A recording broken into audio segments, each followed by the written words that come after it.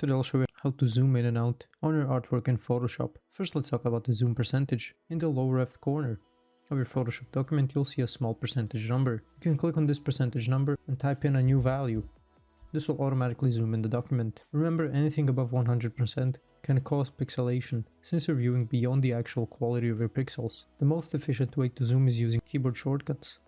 On Mac, press Command plus or Command minus to zoom in and out. Another popular method is the zoom tool. Press Z on your keyboard. Now click and drag on your document. Drag right to zoom in and drag left to zoom out.